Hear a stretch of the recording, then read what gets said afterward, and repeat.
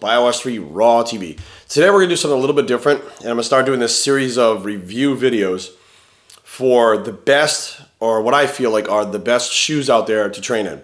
Now, I get questions all the time because I'm kind of a shoe guy. I'm big on the Yeezys. I like Adidas.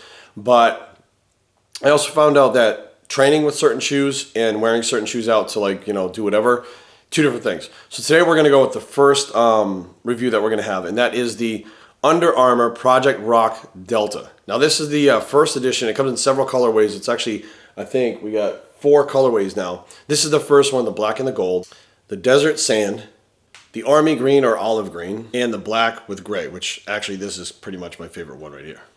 All right, here's the first review. Now, the Project Rock Delta by Under Armour is a super lightweight shoe. You can see it's kind of a high top. It's not really super high, but it is a high top. It's got thin tops on it over here, which are actually fairly flexible. So the shoe itself was designed after a combat boot to have that same type of look and flexibility. It's super lightweight, even though it's sturdy. That is something I really like about it. The bottom does not have any kind of foam or anything like that in it. It doesn't have any kind of air. It has the charger system in it, which has like a bar in the bottom that redirects energy, blah, blah, blah. The way that the sole's set up, it actually splits as you bend your foot.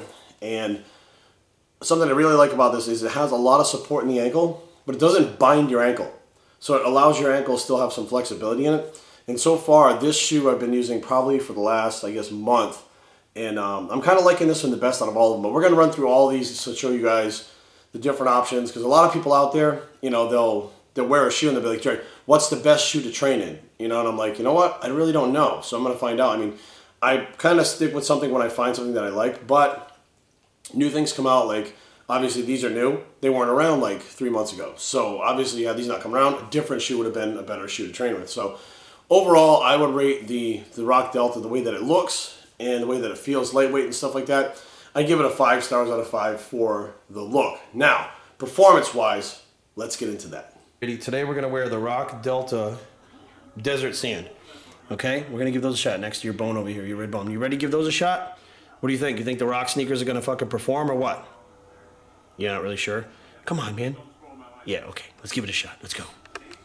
All right, we started the workout with leg extensions, and it really doesn't matter what you wear in your feet for leg extensions. It's not going to affect stability or anything like that. So I guess for this exercise, it doesn't really matter. But moving on to the rest of the leg workout, we start with the split squats. Now, as you can see, one leg goes back, the other one stays planted. You can see my foot is very sturdy, and you can see that there's still flexibility in the toe. If you look at the foot that's sliding, you can see the toe really flex the way the shoe's cut. If you're wearing something like a Jordan or something like that, it doesn't flex as much like that. Now, the heel on it, again, even though it doesn't have air or anything like that, is comfortable, but you can see it's solid. Like, it's not compressing like a Boost would, or even something like a Nike Air or whatever. But you can see that there's stability but flexibility at the same time, which is, super important, because last thing you want to do when you're doing this exercise is not have stability and just fucking fall over because you feel like the shoe doesn't fit right, or it's not sitting on your heel right, or it's just not doing what you need it to do at that point in time.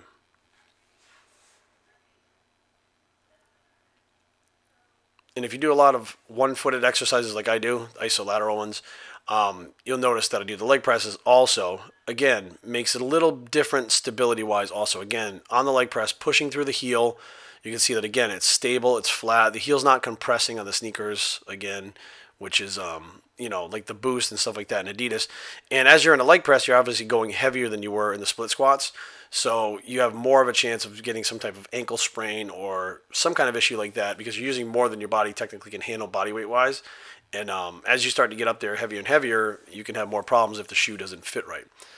This one here is an interesting exercise. It's a sissy squat using the abdominal machine to brace. Now you can see, again, the shoes and the heels, they're not compressing, but the bottom of the shoe is actually digging into the carpet. I've actually worn sneakers that do not dig into the carpet, and it actually makes your feet want to slip out from underneath you. These things, very solid. You can see my toes coming up a little bit because most of my weight is going on my heels. But again, you're not seeing any slipping, and you're not seeing any compression in the heels. Now this is another one right here. This is the calf raise, and doing calf raises with certain shoes, like a lot of people like to do them without shoes at all, like very old school like that. Me, I really don't want to do them with no shoes on because I don't want to hurt myself, which I've done in the past. You guys can see Kia over there laughing in the background. And then, here she is. What's up, Kia?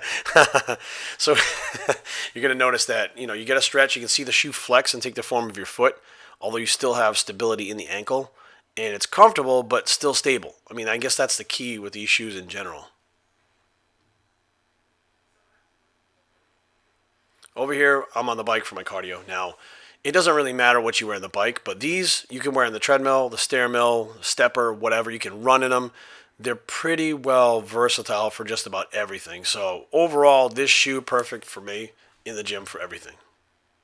Guys, so out of 5 stars, I give the Project Rock Delta Under Armour Project Rock Delta 5 stars for performance. So for looks, it gets 5 stars. For performance, it gets 5 stars. It is supportive, flexible. It's very sturdy. I feel like the shoe's very well made compared to some of Under Armour's shoes. I've had a couple of pair of Under Armour sneakers that ripped very quickly, and I felt like their quality control just fucking sucked at that point.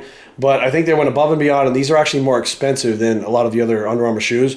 So apparently the quality is better on them. So time will tell as to how long they last, but overall, as far as a gym training shoe, and of course I train legs in it because you can train pretty much everything else in any other shoe. Legs are where you're really going to need to differentiate between the performance of it and how well the shoe is made, and balance issues, stuff like that. So overall, so far, I mean, I've worn a shitload of shoes.